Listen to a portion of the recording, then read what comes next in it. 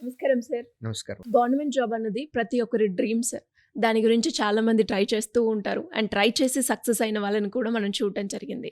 Especially age group 23 నుంచి 26 గ్రూప్‌లో ఉన్న వాళ్ళు ఏ గవర్నమెంట్ జాబ్‌కి ప్రిపేర్ అయితే బావుంటుందంటారు? వాళ్ళ ప్రిపరేషన్ విధానం అనేది ఎలా ఉండాలి? ఎలా ఉంటుంది సార్? 23+ ఇయర్స్ ఇది చాలా క్రూషియల్ ఏజ్ అండి. ఇందులో చిన్న లాజిక్ ఉంది. ఏ మాటకి ఆ మాట ఏపీ, తెలంగాణలో majority of the students are from BTech. Hmm. So మన మైండ్ సెట్ అలానే ఉంది. బీటెక్ 21 ఇయర్స్ కంప్లీట్ అవుతుందండి. జనరల్గా బీటెక్ స్టూడెంట్ మెకానికల్ వాళ్ళు అవ్వచ్చు, సివిల్ వాళ్ళు అవ్వచ్చు, ఎలక్ట్రానిక్స్ వాళ్ళు అవ్వచ్చు, అందరూ ట్రై చేసేది ఏంటి అని అంటే సాఫ్ట్వేర్ జాబ్. సో 21 ఇయర్స్కి బీటెక్ అవుతుంది అని అనుకున్నప్పుడు వాళ్ళకి ఫ్రెషర్ అనే ఒక ట్యాగ్ 1 ఇయర్ మాత్రమే ఉంటుంది. అవును. సో 22 ఇయర్స్ వరకు వాళ్ళు సాఫ్ట్వేర్ ఇండస్ట్రీలోకి వెళ్ళటానికి ఎలిజిబిలిటీ ఉంది. హ్మ్. ప్లస్ ఇంకొక 1 ఇయర్ కొన్ని Try చేయొచ్చు. కంపెనీస్ కూడా ట్రై చేయొచ్చు.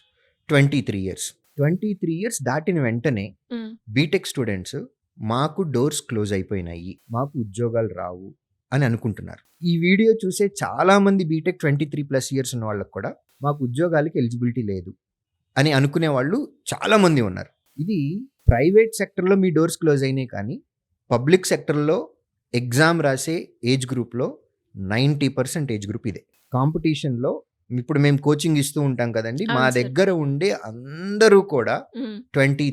80% and above people are 23 and above age.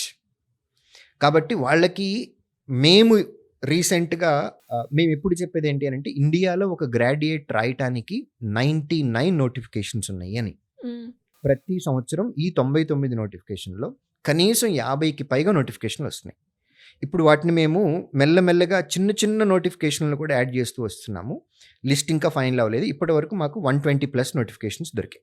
Okay. So per very year sir ఇవి రిలీజ్ అయ్యేవి ఎవ్రీ నోటిఫికేషన్స్? ఇయర్ వస్తున్నాయండి. అంటే ఈ 120లో 120 వస్తాయని నేను చెప్పలేను, బట్ 60 గ్యారంటీగా వస్తున్నాయి. హుహు. 60 నోటిఫికేషన్స్ గ్యారంటీగా వస్తున్నాయి. సో గ్రాడ్యుయేషన్ కంప్లీట్ చేసి 21 age and above up to 28 years, 28 సంవత్సరాలు వచ్చేంత వరకు కూడా వాళ్ళకి డోర్స్ ఓపెన్గా ఉన్నాయి. పబ్లిక్ సెక్టర్ సెంట్రల్ గవర్నమెంట్లో ఓపెన్ ఉన్నాయి, స్టేట్ గవర్నమెంట్లో ఓపెన్ ఉన్నాయి. కాబట్టి ఎక్కువ మంది కాంపిటేటివ్ ఎగ్జామ్ రాసేటటువంటి ఏజ్ గ్రూప్ అనేది 23+ ఏజ్ అనండి. వాళ్ళకి ప్లెంటీ ఆఫ్ ఆపర్చునిటీస్ ఉన్నాయి. వేకెన్సీస్ కూడా on an average yearly 1.5 lakh వరకు ఫిల్ అవుతున్నాయి. లాస్ట్ ఇయర్ 2025 క్యాలెండర్ ఇయర్లో జనవరి 1 నుంచి డిసెంబర్ 31 వరకు 2025లో వచ్చిన నోటిఫికేషన్స్ యొక్క నంబర్ ఆఫ్ వేకెన్సీస్ 185,000 పైగా ఉన్నాయండి. సో ఇన్ని వేకెన్సీస్కి ఎలిజిబిలిటీ ఉంది వాళ్ళకి. హ్మ్. 185,000 వేకెన్సీలు 2025లో వచ్చినాయి డిఫరెంట్ నోటిఫికేషన్స్ ద్వారా. అబ్బా! హ్మ్. వీటన్నిటికీ వాళ్ళ ఎలిజిబిలిటీ ఉంది. కేవలం ఏంటి అని అంటే అవేర్నెస్ లేదు. అవేర్‌నెస్. మనకు డోర్స్ క్లోజ్ అయిపోయినాయి అని డిమోటివేట్ అవ్వద్దు. Hmm. Public sector is waiting for you. Public సెక్టర్లో డోర్స్ బ్రహ్మాండంగా ఓపెన్ చేసి ఉన్నాయి. ఏ మాటకి ఆ మాట state government and central government leaving politics. నేను politics మాట్లాడదలుచుకోలేదు.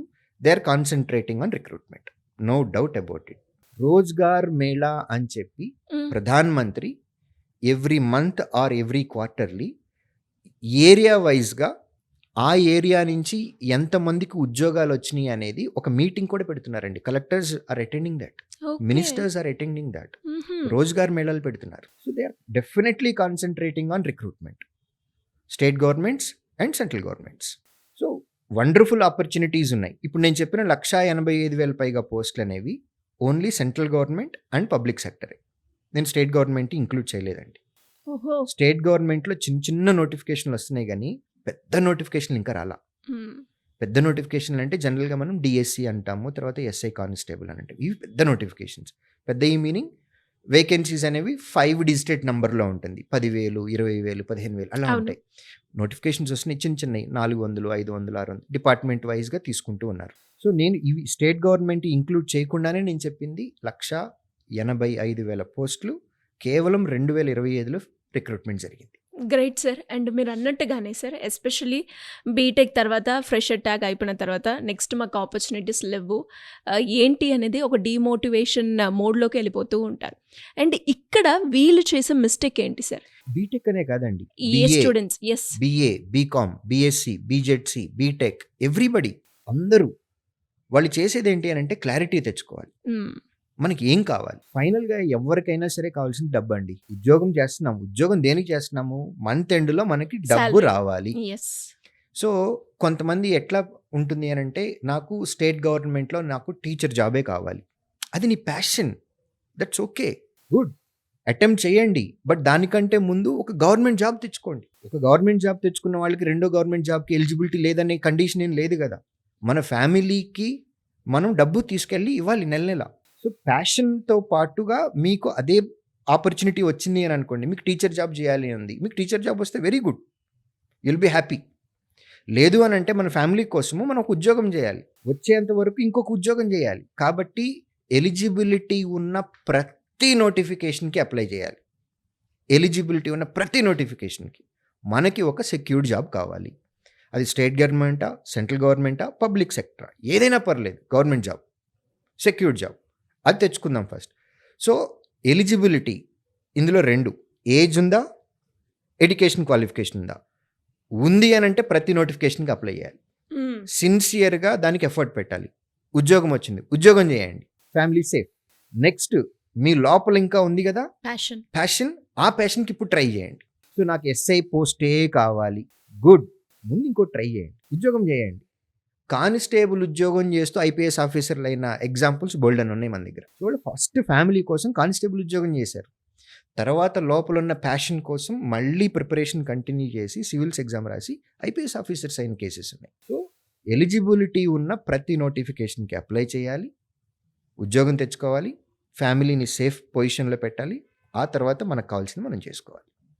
This is what we say. మీరు అన్నట్టుగానే చాలామంది స్టూడెంట్స్ కూడా కొంతమంది స్టక్ అయి ఆగిపోతూ ఉంటారు, క్లారిటీ లేక, ఇన్ఫర్మేషన్ తెలియక, అవేర్నెస్ లేక అక్కడే ఆగిపోయిన స్టూడెంట్స్ ఎంతోమంది ఉన్నారు.